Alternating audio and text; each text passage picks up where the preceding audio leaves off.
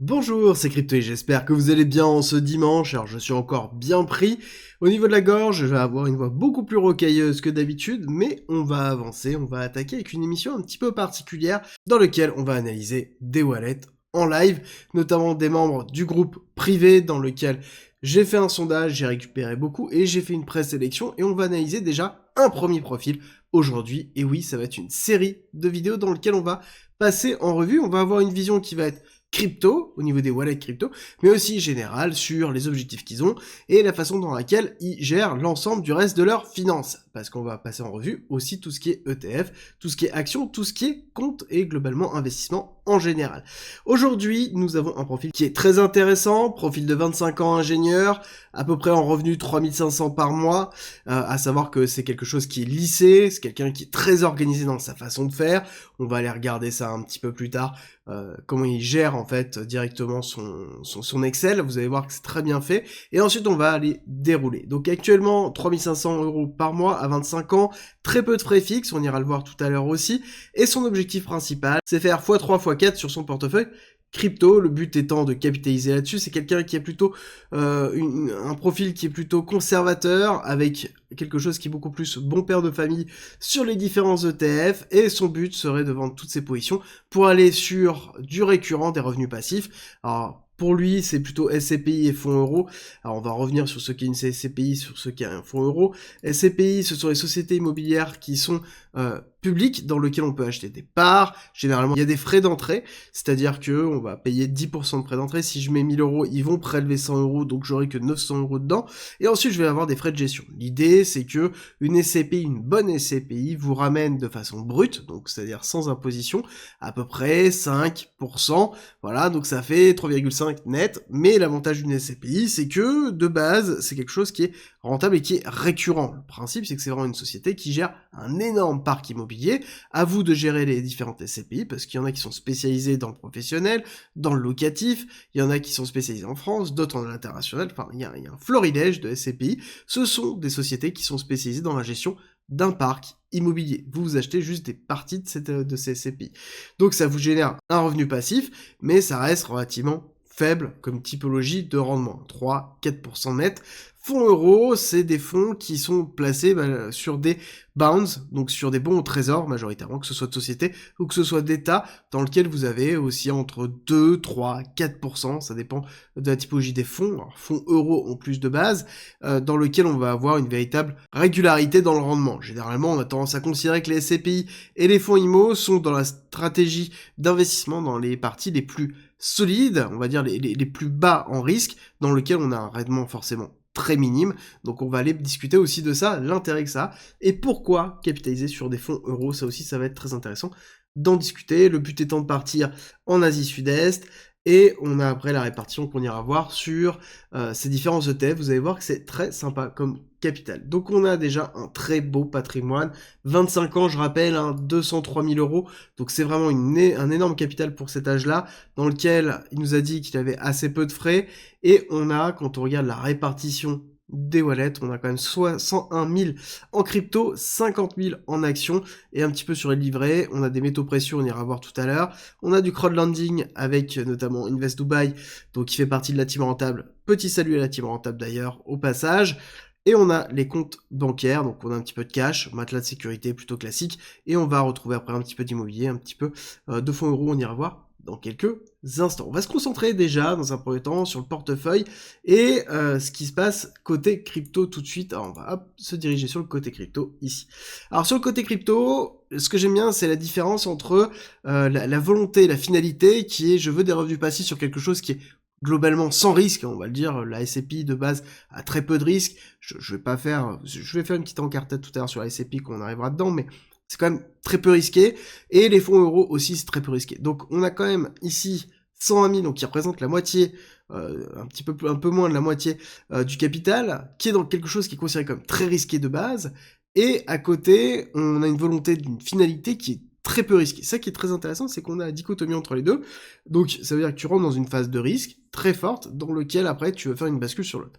Et c'est là où peut-être il y a une forme d'optimisation à faire. On va en discuter ensemble. Alors déjà au portefeuille crypto, ce qui est important de voir, c'est qu'on a une grosse position Solana, AV, CHZ Chiliz, très intéressant, on va en discuter. GRT aussi, donc t'as quasiment 10K sur GRT et CHZ. Après on va avoir Link, Matic, Phantom, on va avoir du cash, hein, quasiment 4000$ de cash. Très important de garder du cash en crypto, très très important même je devrais dire, parce que si vous êtes trop exposé, 100% exposé, vous n'avez pas la capacité de pouvoir recharger, vous n'avez pas la capacité de pouvoir justement profiter des opportunités que nous propose un marché en bull market. Il y a toujours des grosses expansions, mais aussi toujours des gros retracements, et c'est important de conserver du cash, très bien de conserver du cash, surtout que vous pouvez le placer ici et là, entre 15, 20, 30% en fonction de là où vous êtes, sans trop de risques, donc c'est quelque chose qui vous rapporte un rendement qui est relativement conséquent. Alors ensuite on a du trade, donc trade très bien, hein, petit protocole très très sympa, EGLD donc Multiverix, on va en parler, on va avoir du Océan, du CFG, on va repasser un petit peu. Ici on voit que tu as une belle position de fantôme, hein, 3000$, dans lequel tu as quand même une grosse plus-value, hein, 165% latente, 0,35, ça peut être intéressant de faire une petite prise de profit, surtout que Phantom a eu une grosse performance actuellement. Alors là, ce qui est bien, c'est que le prix n'est pas remis parce qu'il est en train de repartir à la hausse, mais je pense que ça pourrait être intéressant de rentrer sur des petites prises de profit si jamais tu cherches vraiment à augmenter en fait ta position en Tether, ou en tout cas en stablecoin, pour pouvoir recharger. À côté, tu as des belles performances en Ocean, en Agix, donc ça, ce sont forcément de l'intelligence artificielle, grosse performance en 2023, je pense qu'on va avoir encore une continuité des performances. On a Pit Network, très important, j'en ai parlé plusieurs fois sur la chaîne, là-dessus, fais bien attention, parce que j'ai noté deux choses, tout à l'heure on va le voir, mais il y a Pit Network qui n'est pas stacké, très important de stacker Pit, parce qu'il va y avoir beaucoup d'airdrops dessus, et s'il n'est pas stacké, tu risques de louper une grosse partie des airdrops qui vont être faits. On a du Arbitrum plutôt classique aussi, Jupiter, très bon call, Jupiter qui a un DEX de Solana forcément, si l'écosystème Solana pousse, on va voir Jupiter qui va pousser aussi, Injective, ok, UBX token, que 45%, pourtant ça a bien décollé, il y a pas si longtemps que ça, ta position AAV qui est ici, enfin une partie, ok, on va avoir du Chloride, donc pareil, intelligence artificielle qui est en stand-by avec quelques performances quand même, on a étrangement du Ordiswap, ok, Ordiswap et du iExec. Alors le RLSC, je suis pas forcément fan du tout, j'aime pas la tech qui est derrière, j'aime pas l'équipe qui est derrière, je trouve que technologiquement ils sont à la ramasse, et je trouve que en termes de marketing ils sont dégueulasses aussi. Ordiswap, c'est quelque chose qui s'est lancé il y a pas si longtemps que ça, je sais pas s'il y a un véritable intérêt encore dedans, ou s'il y a une véritable incentive, faudrait vérifier les tokenomics, mais je crois qu'il y a des dumps qui risquent d'arriver dans les 3 mois, à vérifier de ton côté. Alors, au niveau de Chiliz, très intéressant, ta position sur Chiliz, t'as déjà fait un petit peu de gain par rapport à ça, il faut juste faire attention sur CHZ, on est dans une phase qui est un peu complexe, actuellement on a du mal à repartir techniquement, et au niveau du CHZ, on a quand même quelque chose qui est très thématisé, on est vraiment dans de la niche de niche. Pour rappel, Chiliz, c'est une blockchain qui est spécialisée réellement dans tout ce qui est entertainment et tokenisation, fan token, pour être vraiment précis, donc on a quelque chose qui est assez particulier, et t'as quand même une expédition qui est quand même très élevée par rapport à ça, de ce côté-là, peut-être à voir justement, est-ce que cette exposition n'est pas déjà un petit peu trop. GRT, The Graph, un protocole très intéressant. Alors par contre, Bad Token, je ne sais pas si on te les a donnés, si c'est par hasard, voilà. Personnellement, Bad Token, c'est le token de Brave, c'est un token dans lequel il n'y a aucun intérêt à le détenir, en tout cas personnellement j'en trouve aucun intérêt, donc ça fait partie des choses où bon, personnellement, je n'aurai jamais de ligne de ce cas-là. Ah, Ferrum Network, alors ça, pour ceux qui ne connaissent pas, c'est un protocole qui est très intéressant, c'est l'interopérabilité, et j'en ai parlé 2 fois, je crois, sur la chaîne, si je dis pas de bêtises, et c'est un protocole dont peu de personnes parlent, et pourtant, ils bossent comme des malades derrière, ça va être très intéressant à voir. Polytrade, forcément, gros narratif, hein. On va voir Neon EVM, pareil, écosystème Solana, donc ça va pousser. Ok, on va avoir du Alephium. Encore une nouvelle position sur Ordiswap. Ah oui, d'accord. Donc 2000 plus tac, on est où à 500. Ok, t'as 2500 de position dessus. Ça fait quand même un petit peu élevé. Je sais pas. Est-ce que t'as une véritable conviction dessus? Ça va se positionner. Dimension pas stacké, pas bien. Il faut stacker Dimension, pareil. Tu vas louper des airdrops, hein, ça représente quand même facilement, je pense, 30% d'APR à l'année, les airdrops sur Pit et Dimension, et dans le général l'écosystème Atom. Donc il faut impérativement stacker vos cryptos là-dessus, sur Dimension, Atom, tout ce qui est cet écosystème, et Pit forcément aussi. Ensuite, on a une belle position sur Nervos, une belle position qui a quand même bien performé à 400%. On voit que tu as bien surfé, comme toute la team, sur CKB et Nervos, donc c'est très très positif, et on voit que tu as une grosse position. Solana à 150 de PMA, donc de prix moyen d'achat, assez élevé, mais je pense que c'est peut-être ton passif, hein, comme on l'a vu là-dessus. Là, je vois que tu as du Multiverix, de l'EGLD à 100$. Je pense que ça doit être un beau passif aussi. Tu as du ADA et tu as du Polkadot. Ok, t'as quand même beaucoup de crypto, hein. Là je passe en revue, mais j'ai oublié tout ce qui est petit, mais t'as quand même beaucoup de crypto. Tiens, t'as encore des... Ah, t'as des ordinateurs, j'ai dit. T'as vraiment beaucoup de crypto pour moi. À mon avis, ça vaudrait peut-être le coup d'élaguer et de couper une partie des lignes, toutes celles qui ont peut-être déjà surperformé, ou toutes celles qui sont vraiment très en retard, dans lequel tu vois pas que t'as des gros narratifs, peut-être se focaliser sur 3-4 narratifs maximum, et limiter un peu trop l'exposition. Après, ça va dépendre vraiment du temps que tu as alloué par rapport à ça, mais en tout cas, tu as un portefeuille qui n'a pas de Bitcoin, qui n'a pas d'Ethereum, et qui n'a pas, très peu, voire pas du tout, de L1 Strong, d'accord, à part Matic. Matic, ok, c'est L2 d'Ethereum maintenant, mais je considère que ça reste quand même une L1. Si tu as un tout petit peu d'Ethereum, mais 3000 balles, enfin 3000 €, je considère que c'est pas grand chose. Donc à l'heure actuelle, t'as assez peu en fait d'exposition sur tout ce qui est L1+, donc t'as Solana, t'as Phantom, allez on va dire Polygon, donc c'est-à-dire que t'as pas, si t'as un petit peu de GLD, ouais, si t'as un petit peu sur les major caps, t'as quand même un petit peu d'exposition, mais ça reste quand même relativement faible, donc t'as un portefeuille qui est quand même très tourné sur le risque. Encore une fois, la notion de là où t'avais envie d'aller, qui est plus quelque chose de moins risqué, là t'as quand même un portefeuille qui est quand même très risqué, et pour gagner un x2, x3, x4, c'est ce que tu cherches, hein, x3, x4 si je dis pas de bêtises, dans lequel tu as déjà des grosses performances, et tu as des lignes qui n'ont pas bougé, hein, d'accord. Si on prend tes plus grosses lignes, ici qui n'ont pas performé, on va avoir Ethereum, hein, dans lequel on est en plus en négatif encore dessus, par rapport à ton prix moyen, donc je pense que ça va prendre du temps à reperformer, mais en l'occurrence pour moi Ethereum va décoller à un moment donné. CHG, t'as déjà fait une belle performance, peut-être ça peut être intéressant de faire une rotation. Pareil, là c'est intéressant de liquider une partie de tes lignes pour récupérer du cash sur des lignes soit qui ne performent pas, soit alléger certaines lignes dans lesquelles tu penses que le narratif n'est pas bon, et aller chercher sur un autre narratif pour pouvoir restructurer. Là actuellement t'as vraiment beaucoup de cases. T'as un objectif qui a pour vocation de faire x3, x4. T'as pas besoin d'être aussi exposé et aussi diversifié actuellement, juste, normalement, avec juste de l'Ether, tu es déjà dans ce domaine-là, d'accord. Ethereum, pour moi, va finir son bull run dans les alentours de 9, 12, 13 000 $, quelque chose comme ça. Il est en sous-performance maintenant, ok, mais voilà, c'est quelque chose qui va péter à un moment donné. Pareil, on a des cryptos dans lesquels Phantom, on peut avoir une grosse performance. On va avoir Solana qui peut encore performer et attaquer. Et on voit qu'on a un vent en poupe au niveau de Solana. Link, pareil, donc tu n'as pas forcément besoin d'aller chercher énormément de risques. Tu peux restructurer ton portefeuille, prendre moins de risques, en tout cas si c'est ta vocation de gérer.